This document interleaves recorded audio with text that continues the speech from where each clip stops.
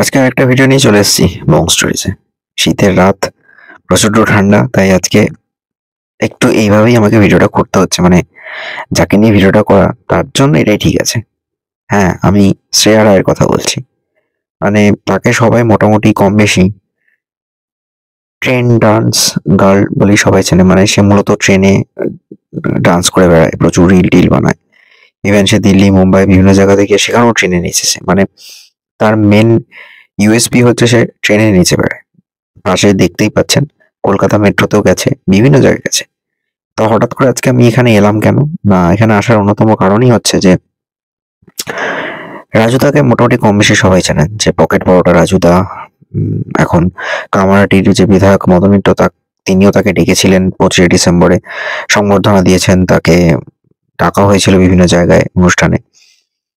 তো পকেট পরোটা রাজুদাকে এখন কম বেশি সবাই চেনে। 3টে পরোটা, এখন দামও বাড়িয়েছে। আগে 3টে পরোটা সাথে ডিম এগুলো সব মিলে 30 টাকা করে নিত, এখন সেটা বাড়িয়ে 40 টাকা করেছে। তো দাম বাড়িয়েছে। একটা সম্ভবত ফাস্টফুডের দোকানও বা ওই কচুরি, তেলে ভাজা এসব নিয়ে একটা দোকান খুলেছে সম্ভবত, আমি শিওর নই যতটা দেখলাম।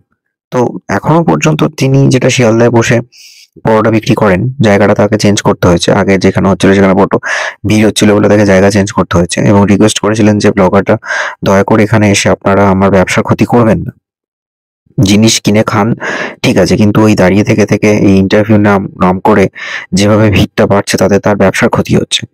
সেই অবস্থায় দেখলাম এই শ্রেয়া রায় চলে গেছে সেখানেও নাচতে। মানে পকেট পরোটার থেকে পরোটা কিনে খা, ব্লগ কর, ঠিক আছে মানা যায়, তাই বলে সেখানেও কোমর তুলিয়ে নাচতে হবে? এতদিন ট্রেনে নাচছিল ঠিক আছে,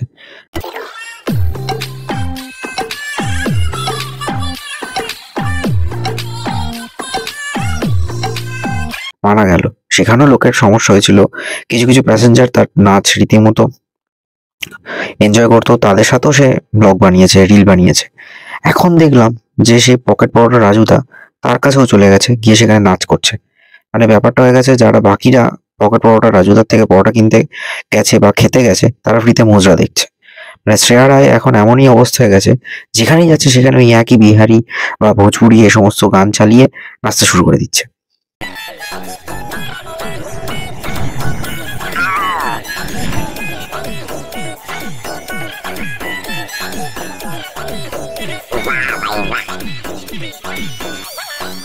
মানে আমি কিছু বুঝে পাই না যে এর আর কোনো কন্টেন্ট নেই, একই স্টেপ একই সবকিছু দেশে নেচেই যাচ্ছে নেচেই যাচ্ছে। আর রাজুদা হয়তো মিচকে মিচকে হাসছে, যেটুকু দেখা গেল।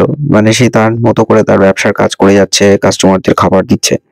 বাট এদিকে শ্রেয়া তো মুজরা নেচেই যাচ্ছে। আমি অবাক হই যে কিছু সাবস্ক্রাইবার রয়েছে, ভিউয়ার্স রয়েছে, এবং শ্রেয়া এখন এতটাই পপুলার হয়ে গেছে যে বিহার, ঝাড়খণ্ড এইসব জায়গারও প্রচুর, যেহেতু বিহারি বা ভোজপুরি গানের ওপর বেশি নাচে, দ্যাটস ওয়াই তার প্রচুর সাবস্ক্রাইবার এখন আউট অফ বেঙ্গল থেকেও আছে। বহু মানুষ তাকে চেনে, ফলো করে। এতটাই সে পপুলার হয়ে গেছে যে ওই ছোট প্যান্ট, হট প্যান্ট পরে সে কোমর দুলিয়ে নেচেই যাচ্ছে একই স্টেজে, একই স্টেপে, আর সেগুলো ভিউয়ার্সরা দেখছে।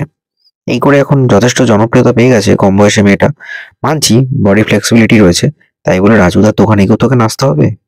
জানি না বাবা, আর কত কি দেখা বাকি আছে। আর মাঝে মাঝে ভাবি যে আমাদের জন্মটা কি এইসব দেখার জন্য হয়েছে? ভালো কন্টেন্ট ক্রিয়েটাররা কোথায় গেল? একটু ভালো কোয়ালিটি কন্টেন্ট হোক, ভালো মোটিভেশনাল, এডুকেশনাল কিছু দেখে মানুষ হবে, জানবে, শিখবে। তা না, এখানে এই সমস্ত নাচন কোদন মুজরা এসব চলছে। ভিডিওটা কেমন লাগলো অবশ্যই জানাবেন। Stay tuned on Bong Stories. R